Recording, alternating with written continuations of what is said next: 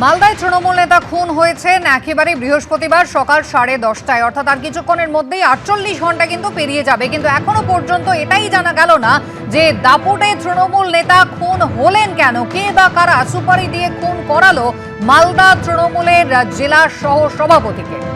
বিরোধীরা ইতিমধ্যেই কিন্তু সমালোচনায় সরব হয়েছেন। শোনেন, আপনাদেরকে বলতে হয়রান লেগেছে বলে কাউকে আমি বোঝাতে পারি কত বড় কনস্পিরেসি হয়েছে এটা দীর্ঘদিন থেকে। যেভাবে তার উপরে গুলি চালানো হয়েছে সেটা শুধুমাত্র একটা সাধারণ ঘটনা হতে পারে না, এটা অনেক দিনের অনেক জনের মাথা থেকে প্রসূত বিষয়টি আমি মনে করছি। কারা তারা, তাদের মোডাস অপারেন্ডি কি, কিভাবে খুন হলো বলবে কোনোদিন তৃণমূল? বলবে তৃণমূলের নেত্রী? কোনোদিন বলবে না। আরে তো তৃণমূলের নেতারা জড়িত রে ভাই, লিখে দিলাম এখান থেকে বসে বসে আমি, তৃণমূলের নেতারা জড়িত, নালে খুন হয় না। আরে এটা তৃণমূলের মধ্যে অন্তর্দ্বন্দ্বের খুন। সব মিলিয়ে তৃণমূল নেতা খুনে গুরুত্বপূর্ণ একাধিক প্রশ্নের উত্তর এখনো অধরা। করুণাময় সিংহ, ময়ূখ ঠাকুর চক্রবর্তী, এবিপি আনন্দ।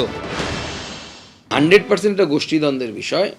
গোষ্ঠীদ্বন্দ্ব আছে, তৃণমূল কংগ্রেসের দুই গ্রুপের নেতার মধ্যে লড়াই। কিছুদিন আগে মালদা মিউনিসিপ্যালিটির যখন ভোট হয়েছিল সেই সময় এই বাবলা সরকারের এগেনস্টে তৃণমূল কংগ্রেসেরই একটা অংশ নির্দল প্রার্থী দাঁড় করায়। মুর্শিদাবাদের নওদায় তৃণমূলের পঞ্চায়েত সদস্যকে খুনের হুমকি দিয়ে পাঠানো হলো সাদা থান গুলি। রাজনৈতিক চক্রান্ত বলে অভিযোগ করলেন শাসক নেতা, পাল্টা দলেরই গোষ্ঠীদ্বন্দ্ব বলে সরব হয়েছেন বিরোধীরা। বছরের শুরুতেই মালদায় দুষ্কৃতীদের গুলিতে ঝাঁঝরা হয়ে গেছেন তৃণমূলের জেলা সহ সভাপতি।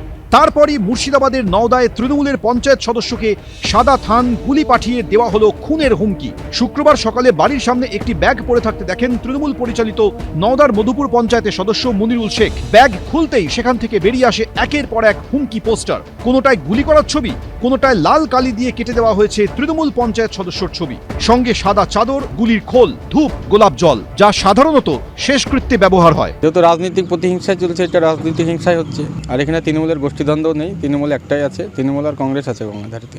আপনার ঊর্ধ্বতন কর্তৃপক্ষ জানিয়েছেন? হ্যাঁ, আমার ব্লক সভাপতিকে জানিয়েছি, প্রশাসন লেভেলেও জানিয়েছি। এটা তৃণমূলের কিন্তু আভ্যন্তরীণ সম্পূর্ণ লড়াইয়ের ফল, এবং যত দিন যাবে তত এটা আরও বাড়বে। অর্থাৎ সবাই চাইছে মধুর ভাণ্ডারের খোঁজ। এখন আর বিরোধী বলে কিছু নেই, যেখানে বিরোধী না থাকে সেখানে নিজেদের মধ্যে আভ্যন্তরীণ গোলযোগ আরও বাড়বে। বাম জামানায় এরকম সাদা থান পাঠিয়ে হুমকির অভিযোগ তুলত বিরোধীরা। গত পঞ্চায়েত নির্বাচনের আগে একই কায়দায় হুমকি দিয়ে মনোনয়ন প্রত্যাহারের জন্য চাপ দেওয়া হয় বলে শাসক দল তৃণমূলের বিরুদ্ধে অভিযোগ ওঠে।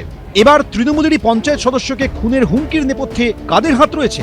আতঙ্কের বাতাবরণ তৈরি করা এবং তার মধ্য দিয়ে বিরোধী রাজনৈতিক দল, বিশেষ করে কংগ্রেস, সিপিএম যৌথভাবে এবং বিজেপি এইভাবে মানুষের মধ্যে ভীতি, আতঙ্ক তৈরি করে দিয়ে বশ্যতা স্বীকার করানোর চেষ্টা করছে। আজকে ঘটনা তো ঘটবে, এটা প্রতিদিন ঘটছে। আপনারা দেখেছেন হরিয়ারপাড়ায় উগ্রপন্থী ধরা পড়েছে, নওদায় পড়েছে, কালকে তৃণমূলকে খুন করেছে মালদায়। এরা তৃণমূলের আশ্রয় প্রশ্রয়ে রয়েছে, প্রশাসনের মদতে রয়েছে। সব মিলিয়ে মালদায় তৃণমূল নেতার খুনের পর মুর্শিদাবাদে তৃণমূল নেতাকে খুনের হুমকি ঘিরে চাপানুতোরের পারদ চড়ছে। রাজীব চৌধুরী, এবিপি আনন্দ, মুর্শিদাবাদ।